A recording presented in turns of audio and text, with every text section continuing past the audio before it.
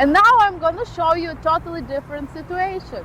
I was taking the pictures of a night performance in Hawaii during luau.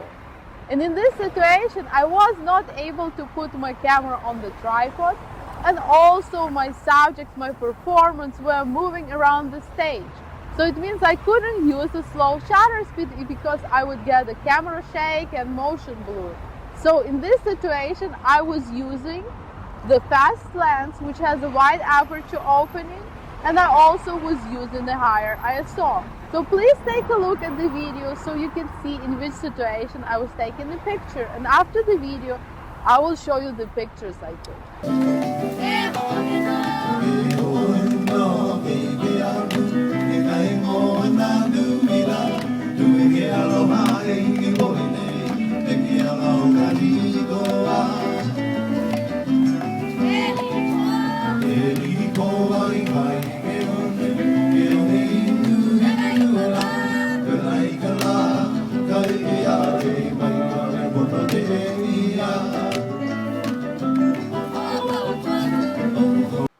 First of all, I would like to say that all pictures of the performance were taken with my Nikon 50mm 1.4 lens, which is great lens for night photography because it's a fast lens and it has a wider aperture.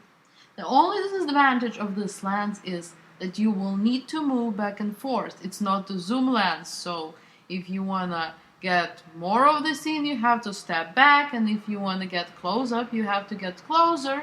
And very often, sometimes you don't have ability to do that. You will be stuck in one place, you can't move. But luckily in this situation, when I was taking pictures of this performance, I was able to move back and forth with this lens, and I think I got pretty good pictures.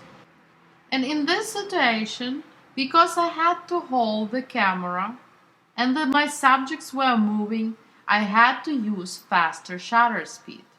And here I'm using 1/125th of the second. Because I'm using faster shutter speed, I had to use higher ISO. But because I'm using f2.5, my ISO is not super high. The wider aperture opening f2.5 will let me use lower ISO if I would usually use with a smaller aperture opening. And in this situation, I think the shallow depth of field which f2.5 created is to my advantage because I have a main subject up front in focus and another girl is out of focus on the background, which kind of makes a bigger statement, but it's still not overpowering the main subject. And here is another picture in motion with the same settings. And what I learned when you take a picture of a performance, you have to take a couple of test shots and see which combination works the best, and then you don't have to switch back and forth between different settings all the time.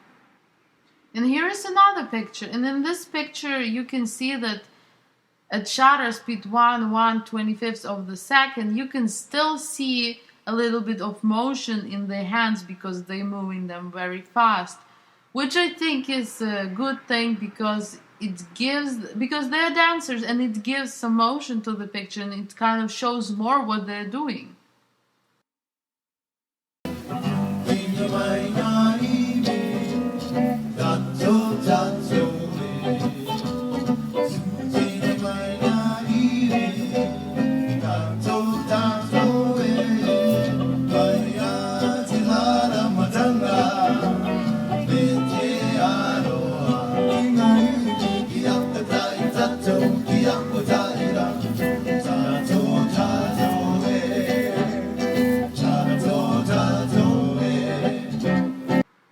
In this series of pictures, I decided to open my aperture a little bit to f2, and because I opened my aperture, I was able to lower my ISO to f800. And my shutter speed stayed the same, which was 1/125th of the second.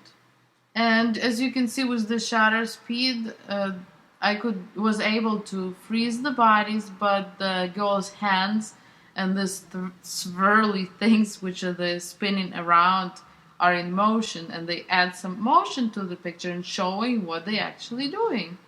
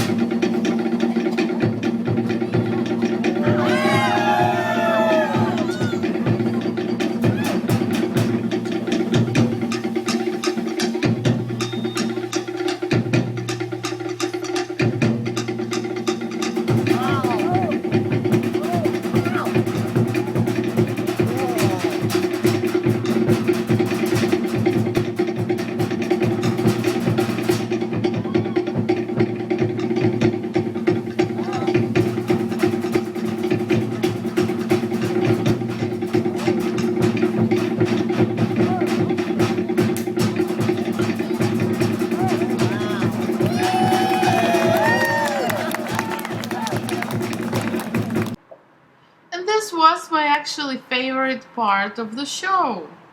And this picture I took with shutter speed 1/125th of the second. My aperture was f2.8 and I used pretty high ISO of 1250. And as you can see, I can pick up the light from the fire and also the stage light, so the whole performer is lit with a light. The same is with the second picture. This third picture is a little bit different. Since I lowered my ISO till 320, I could pick up the light only from the fire, because the fire light was brighter than the stage lights, and the performer is lit only with a fire light right now, which I think creates very interesting effect. I hope this lesson was helpful for you, but let's summarize everything what we learned today. We were talking about night photography, and the main challenge of night photography is the lack of light. So to get more light into the camera, we can use different techniques. We can use either wider aperture or slower shutter speed or higher ISO. And we need to know which one is better in which situation. I would suggest that whenever you are able to put your camera on something like a tripod and your subjects are not moving too much, you can use slower shutter speed. It's perfect for night landscape photography. But if you're in a situation that you have to hold your camera and your subjects are moving, you can use higher ISO or wider aperture opening.